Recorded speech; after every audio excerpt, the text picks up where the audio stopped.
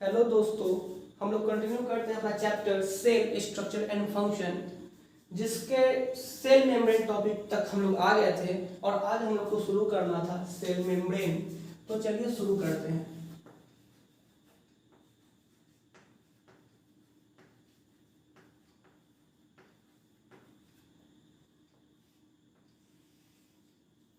ठीक है, हम लोग क्या करते हैं, इस सेल मेम्ब्रेन वाले लेयर को जूम करते हैं और इसको थोड़ा बड़ा करते हैं। ठीक है, तो करते हैं यहाँ पे।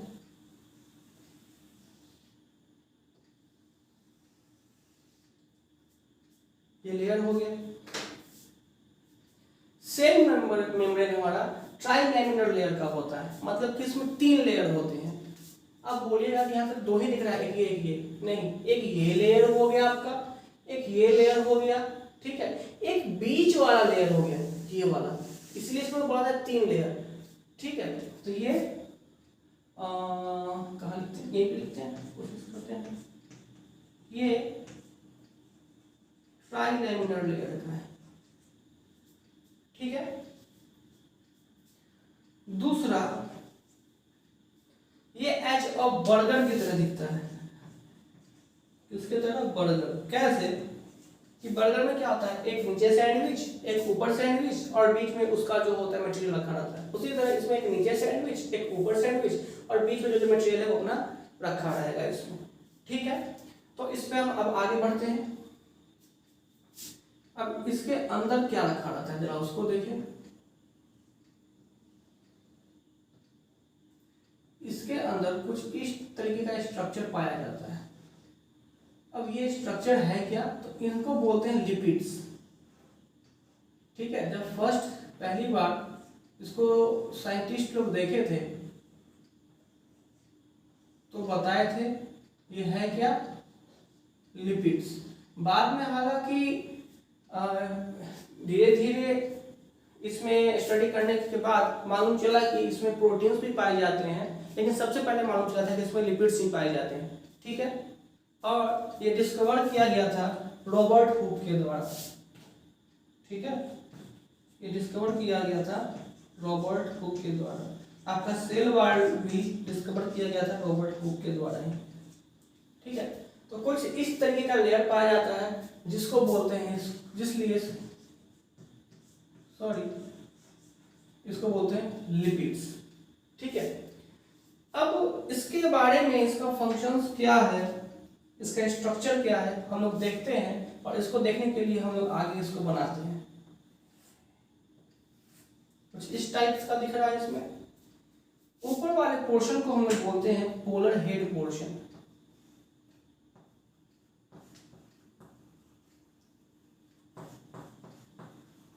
पोलर हेड, और नीचे वाले को हम लोग बोलते हैं पोलर टेल।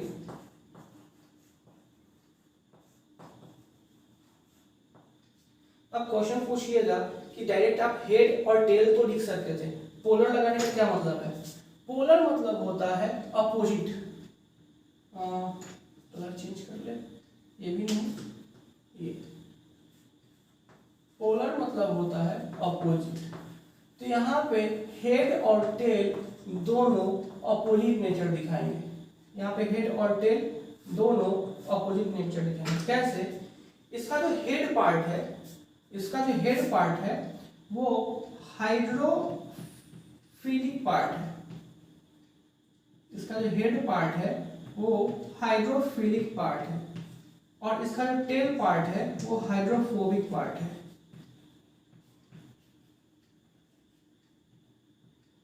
हाइड्रोफिलिक नहीं समझ पाए होंगे, लेकिन हाइड्रोफोबिक समझ लिए होंगे।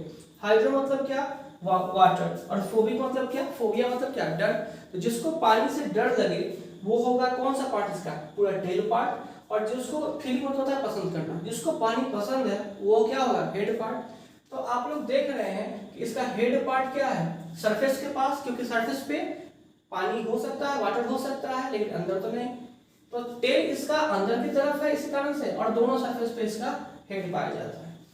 एक और बात, जब कभी भी कोई भी मॉलिक्यूल्स, ठीक है, अपने आप में 2 नेचर रखे, जैसे कि यहाँ पे एक हाइड्रोफिलिक नेचर है, एक हाइड्रोफोबिक नेचर है, दोनों ही नेचर रखे, उस टाइप के मॉलिक्यूल्स को हम लोग बोलते हैं एम्फोटेरिक मॉलिक्यूल्स। उस टाइप के मॉलिक्यूल्स को हम लोग बोलते हैं एम्फोटेरिक मॉलिक्यूल्स।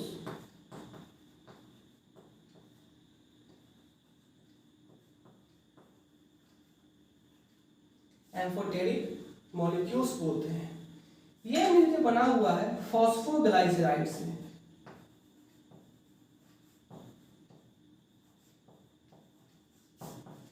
ये मिलकर बना हुआ है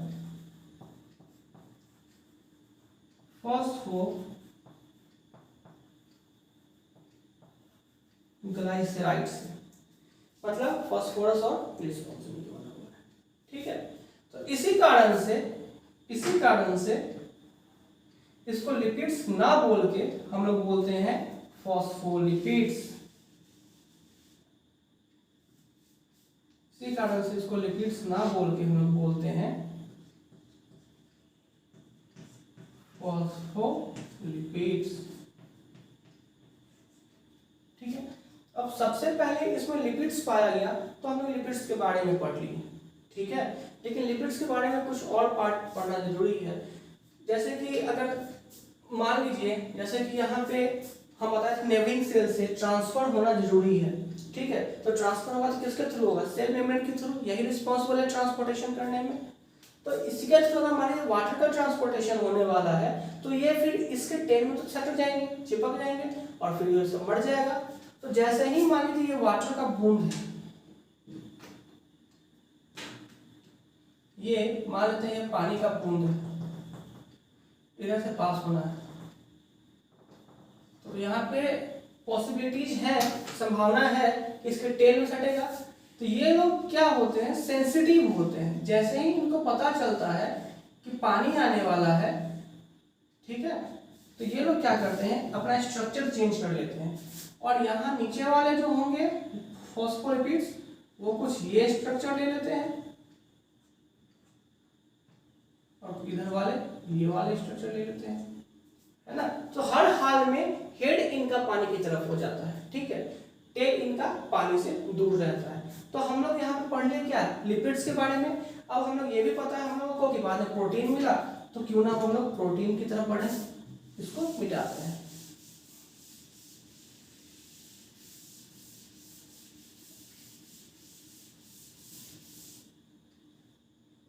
अब हम लोग शुरू करते हैं प्रोटीन।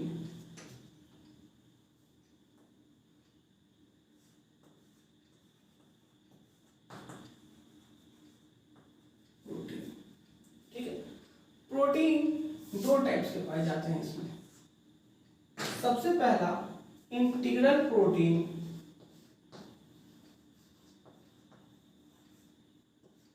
सबसे पहला इंटीग्रल प्रोटीन और दूसरा पेरिफेरल प्रोटीन।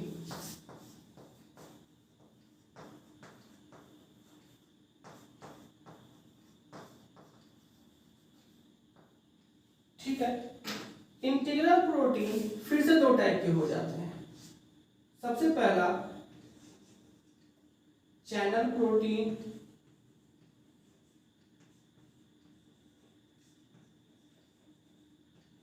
और दूसरा कैरियर प्रोटीन।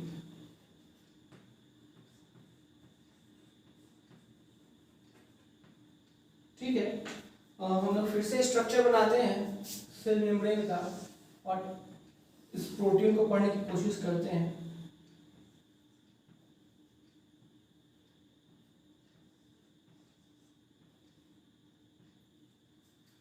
इंटीग्रेटेड, इंटीग्रल मतलब कि इसके अंदर इंटीग्रेटेड है, धंसा हुआ है।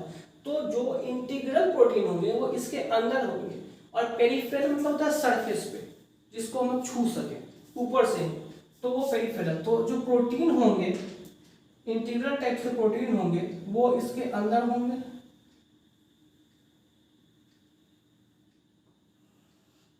ठीक है, और जो इसके सरफेस पे होंगे वो होंगे पेरिफेरल प्रोटीन। जैसे ये सब हो गया पेरिफेरल प्रोटीन और ये हो गया इंटीग्रल प्रोटीन। ट्रांसपोर्टेशन फील्ड यहीं से होगा, इसी प्रोटीन के थ्रू होता है ट्रांसपोर्टेशन। ठीक है, अब हम बताएं इंटीग्रल प्रोटीन फिर दो टाइप्स में बढ़ जाते हैं, चैनल प्रोटीन और कैरियर प्रोटीन।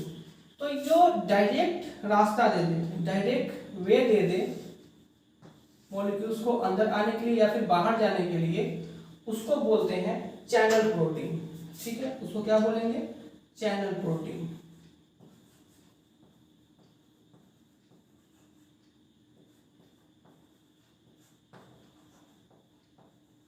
इसको बोलते हैं चैनल प्रोटीन। और जो कैरी करवाए, जो कैरी करवाए, कुछ इस पोर्शन को मिटा के हम फिर से बनाते हैं, तो कैरियर प्रोटीन भी हम इसी में कोशिश करेंगे बनाने का।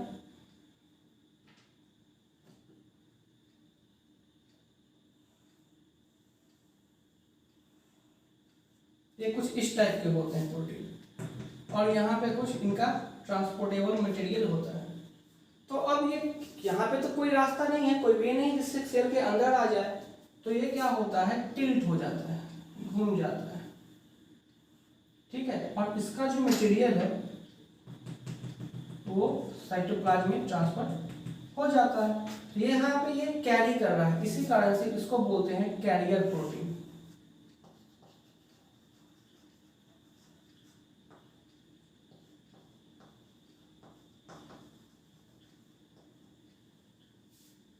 इसी कारण से इसको बोलते हैं कैरियर प्रोटीन। ठीक है,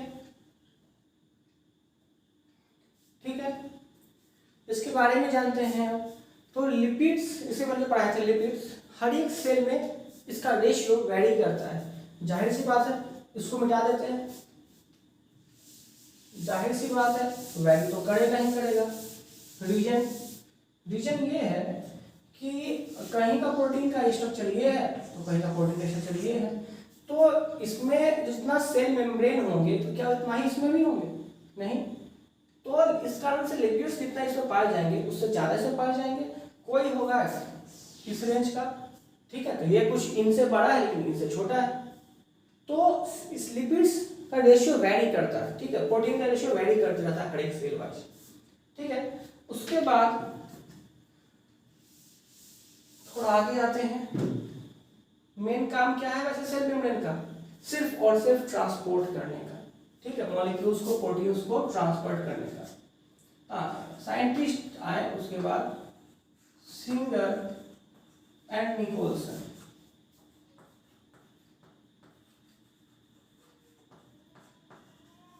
नाइनटीन 1972 में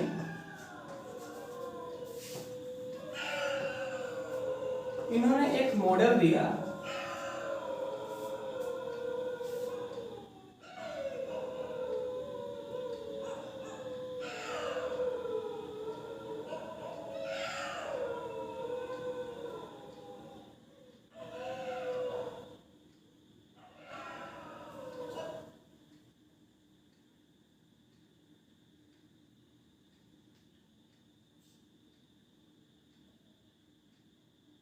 उस मॉडल का नाम था फ्लूइड मोज़ेक मॉडल।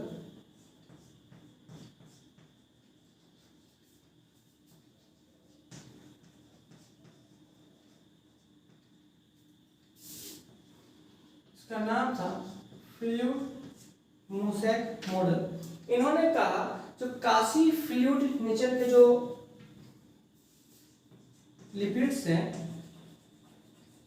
QUASI, ठीक है, ये इनेबल करते हैं प्रोटीन को कि सेल मेम्ब्रेन के थ्रू वो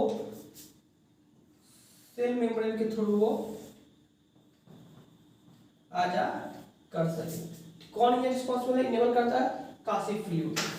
ठीक है, और कैसे, किसके थ्रू, तो बाइलेयर के थ्रू।